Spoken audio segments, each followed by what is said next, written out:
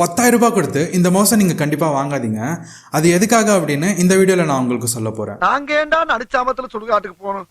முதல் விஷயம் என்னன்னா, இந்த மவுஸை நம்ம கையோட நேச்சுரல் ரெஸ்டிங் ஷேப்ல டிசைன் பண்ணிருக்காங்க. சோ யூஸ் பண்ண ஆரம்பிச்சா செம்ம கம்ஃபர்டபுளா இருக்கும். அண்ட் மவுஸ் யூஸ் பண்றது உங்க கையோட எக்ஸ்டென்ஷன் மாதிரி ஃபீல் ஆகும். லாங் ஹார்ஸ் யூஸ் பண்ணாலும் கை பெயின், ரிஸ்ட் ஸ்ட்ரெயின் இது எதுவுமே ஆகாது. ரெண்டாவது விஷயம் என்னன்னா, இதுல ஆல்மோஸ்ட் சூப்பர் ஈஸியா டிவைஸை ஸ்விட்ச் பண்ணிக்கலாம். நான் ஏன் ஆல்மோஸ்ட் சொன்னேன்னா, டிவைஸை ஸ்விட்ச் பண்ற பட்டன் கீழே போய் கொடுத்துருக்காங்க.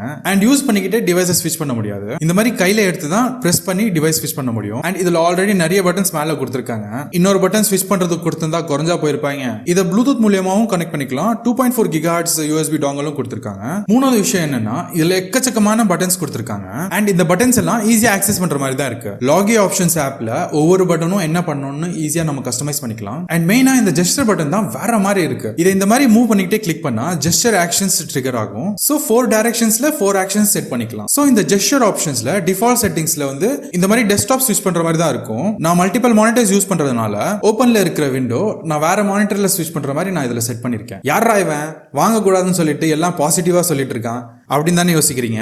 நான் வாங்க கூடாதுன்னு சொன்னதுக்கான ரீசன் வீடியோ ஸ்டார்டிங்லயே சொல்லிட்டேன். இதோட பிரைஸ் 10,000 ரூபாய். 500 ரூபாய் 600 ரூபாயில நல்ல மவுஸ் கிடைக்கும் போது நம்ம ஏன் 10,000 ரூபாய் கொடுத்து ஒரு மவுஸ் வாங்கணும்? இந்த வீடியோவை எடிட் பண்ணிட்டு இருக்கும்போது லாஜிடெக் வந்து பெரிய ஒரு சம்பவம் பண்ணிட்டா மக்களே. இந்த மவுஸ்ல இருக்கிற ஆக்ஷன்ஸை கஸ்டமைஸ் பண்றதுக்கு லாகி ஆப்ஷன்ஸ் ஆப் இருக்குன்னு சொன்னல, அது திடீர்னு மேக்ஓஎஸ்ல ஒர்க் ஆகல. என்னன்னு ரெடிட்ல போய் பார்த்தா வேற யாருக்குமே ஒர்க் ஆகல. ஆப்பிள் செக்யூரிட்டி சர்டிபிகேட் எக்ஸ்பயர் ஆயிடுச்சு. அண்ட் இதனால மேக்ஓஎஸ் யூசர்ஸ் மட்டும் தான் அஃபெக்ட் ஆயிருக்காங்க.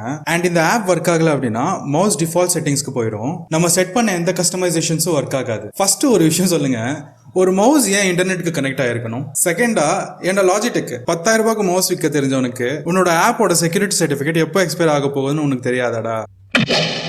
இன்னொரு விஷயம் இருக்கு, இந்த மவுஸை நீங்க யூஸ் பண்ண ஸ்டார்ட் பண்ணிட்டீங்கன்னா வேற நார்மல் மவுஸ் யூஸ் பண்ண உங்களுக்கு சுத்தமா பிடிக்காது. அதனால தான் சொல்ற மக்களே,